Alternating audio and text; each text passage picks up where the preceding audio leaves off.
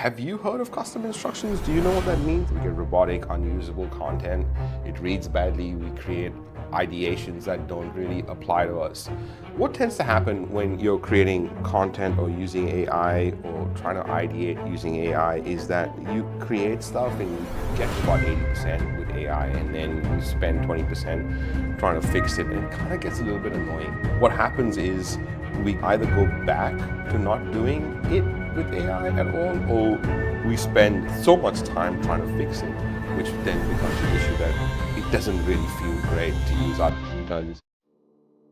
Ladies and gentlemen, welcome. My name is Ronsley and this is Amplify AI. I'm so glad you're here. This is for the business owner who wants to use AI ethically, efficiently, and effectively to grow their business. Today we're talking about how, if you're getting generic responses from artificial intelligence when you're putting in your prompts and it's kind of reading a bit robotic and generic in the responses that you're getting, and you want to be able to ideate, create, build, and do everything with AI, very specific to yourself, and personalize it for your brand and write just like you, today's episode is going to blow your mind.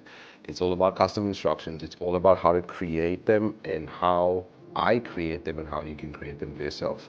All right, let's learn. Hey, it's Ronsley. Welcome, you AI geek, to Amplify AI.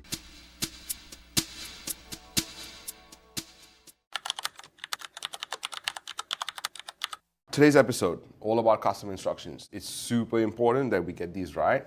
And my goal here is to make sure that you understand why they're so important and how you can create them for yourself.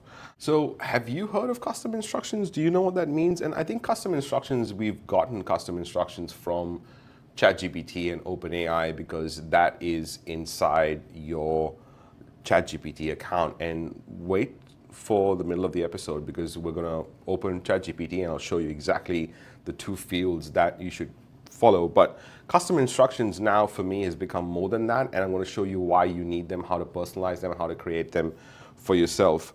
Because what tends to happen is AI, if we don't know how to prompt it, which I covered in episode 100, and if we do not know which AI model to use when, which I covered in this episode, I'm going to show you how to personalize it. And if we don't know how to personalize it, we get very generic content. We get robotic, unusable content. It reads badly. We create ideations that don't really apply to us. So what we're after is this beautiful space of being able to ideate, create, build, use, give clients, give customers, give audience AI in a specific and very personalized manner.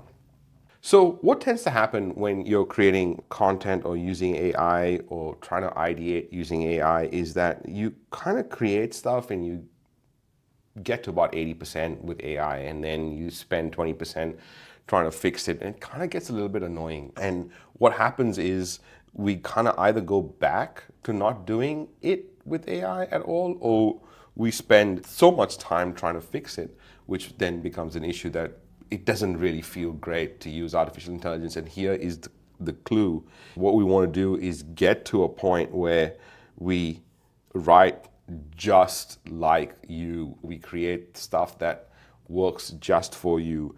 We ideate and build on ideas for your business, just like Jarvis in Iron Man. You know, when he's talking to Jarvis, Jarvis has all the context of what he's after and what he's been building and all his projects. And the idea here is like giving Jarvis custom instructions. And when we're done with this episode, we're going to kind of, hopefully you'll understand and you'll learn, and I'm going to show you how to get more done in less time. So how to do that, there are 3 steps, and I'm going to show you each one of them after I get through explaining how and why they're so important. So the first step is voice and writing style. So we have to determine what our voice and writing style is. So what's our tone? What's the grammar? What's our content patterns? What are the keywords that we want to be known for so that when AI is writing, it can include those keywords? What's the sentence structure like?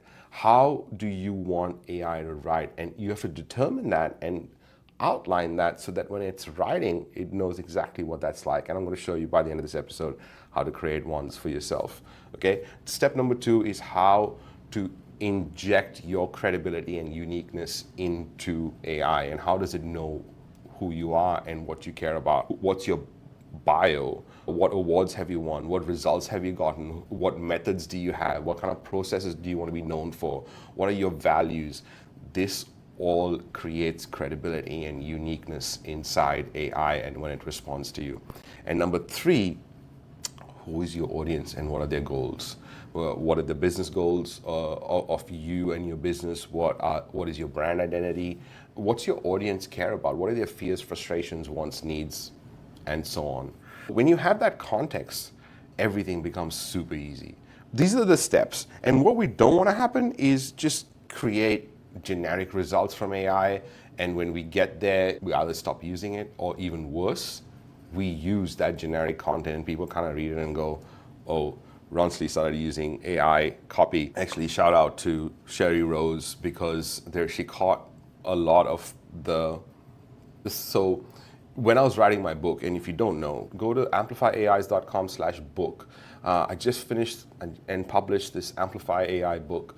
It's for business owners. And when I was writing, there's certain things that I wanted to say and I could not say it. So I would ask AI to write that paragraph for me. And before I published the book, I gave it to my editors, and it went for 2 rounds of edits. I also gave it to my community, and Sherry Rose went through and read the book in detail because she gave me so much feedback, and the feedback was amazing. And one of the things she said is that some of the places it still reads like it was written by AI, which is fascinating because I think over time, even I started to write like AI. So neither here nor there, but we want to make sure that it doesn't read or write like AI. So we want to be able to come out of that. And if that's where you're at, that's cool. What I want you to do is at least you know how to start. So use recursive prompting, which I covered in the previous episode, but I'll cover in detail in an upcoming episode what that means. And obviously, if you're a fan of the show, you know I've covered recursive prompting before. So, 100 episodes before this, I would definitely mention recursive prompting. So if you already have that, then use recursive prompting to improve on that. Build context with purpose, personality, and previous results. So when you're trying to use recursive prompting to fix these generic results that you're getting through AI, build context by giving AI purpose and personality and previous results. And then find a place to store this context. So what is the context that you want to reuse? Like, what is it that you've given? What instructions have you given it to get you a good result if you do get a good result?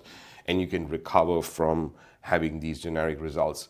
What kind of context have you given it? So store that context for reusing it to write another article, write another social post, or whatever else you want to do, or ideate in a certain way. There are a few secrets that I think we should all keep in mind when we're doing custom instructions. Is the first one is a big one, and I see this a lot. Everyone has these fancy prompts on how to analyze your writing style, and they will give the transcript of their voice and ask AI to analyze that. And AI is analyzing your speaking style, not your writing style. And that is very, very different. So what you want to happen is you want to give it your writing style, give it an article that you're really proud of, give it something you've already written and published. Like for me, it's my book. Obviously, my book is very polished in the sense that how my sentence structure is and how my writing style is. So I will ask AI to analyze my book as a writing style rather than, ask it to analyze my voice, because the way I speak is not the way I write, and neither is yours. The second secret is, what do you want it to use and what do you not want it to use? So have a use list and have a do not use list when you're prompting AI. So when you're giving it custom instructions, have a list of things that you don't want it to use and have a list of things that you want it to use. If you want it to be specific, for me, I want it to be ethical, effective, efficient AI. I'm being specific in the way I'm asking it to think. If you do not want it to use words like delve, then say, do not use words like delve and all these other now known as AI words. Or akin, I think akin, even though akin has been used a lot I think akin now is known as an AI word, unfortunately. And finally, the guardrails are good. So what kind of guardrails do you want to put into your custom instructions? And let me show you what I mean by all of this. This is not just a theory class, and this is more of a generic class. So for you to understand some of the custom instructions, and a big huge shout out to Igor from AI Advantage. He is phenomenal in terms of how much he shares. I recommend the channel. He's cool. His videos are cool, but shout out to him for some of the structures and some of the ideas and some of the ways he creates context is really cool. And I've learned a lot of this not only from my studies and my days and my experience as a computer scientist, but from a whole bunch of other people that are doing some really cool things on the internet and putting out their ideas. So shout out and acknowledge to them. So here's a custom instructions template. And the first bit here is who you are and what you do. And we're trying to create context for the AI. And there's a few things that you want to cover. And the second bit is how you want it to respond. And I'll show you where they fit in, but I'm just going to cover some of the things in here that you can include, which does make it easier for AI to understand. So if you had a template, this is what it would look like. So what's your profession? This is who I am. This is what I do. This is what are my current projects? What are my interests, values, principles? This is my learning style. This is my personal background. These are my goals. These are my preferences. This is my language proficiency. I assume that this is how I want to understand, and this is what I want. I use UK English as an example. That's language proficiency. Educational background. This is what I've studied, or this is how much I know, and this is my communication style. These are some of the ideas, and I'll show you mine. And also, if you want these templates and you can just copy and paste them, go to amplifyais.com and go to community in the menu up the top. And you should be taken to a place that will give you access to all these different things and a whole bunch of other people that also have access to all those other things. So this is who you are. And the second bit is how you want it to respond to you. How do you want it to write back to you? So what kind of response you want? What's the tone? What detail level would you like? How would you want it to suggest things to you? What kinds of questions do you want it to ask? How do you want it to check its responses? How do you want it to give you the resources and the references that it's gone through? What kind of critical thinking level does it have? What's its creativity? What kind of problem-solving approach would you like it to take? Does it have any bias? And what is the bias awareness do you want it to think about? And I'll show you what mine looks like, and it's obviously very detailed. So here you see, here's my name, and here's my short bio. I kind of have a short bio that I put in here. My profession, I'm an entrepreneur, TED speaker, author, podcaster focused on leveraging AI and podcasting for global problem solving and human evolution. Current business, current projects, interests, values and principles, goals, communication style. Here are my preferences. I want you to write in British English, avoid using some of these phrases. And I want you to respond like this, provide concise yet detailed responses without casual greetings. Include 2 to 5 potential follow-up questions in every response. So you'll notice that for me in ChatGPT or anything else, I have these follow-up questions that come up at the end, right in my voice style, which I will describe below. And I've given it my voice style here. So when it's offering me offer detailed explanations that are easy to understand, catering to a strategic and visionary mindset. So I'm giving it specifics, right? And I kind of want you to follow this as well, because you can easily use this for yourself. And again, if you want this, go to amplifyais.com and find the community in the menu. This is how I want it to think, and this is the creativity level that I'd love it to use. Here's how I wanted to solve problems, and I wanted to have this bias awareness, ensure a global perspective, avoid biases. Now, by the way, when I'm giving you these, you don't have to have all of them for you, right? You don't have to have them all.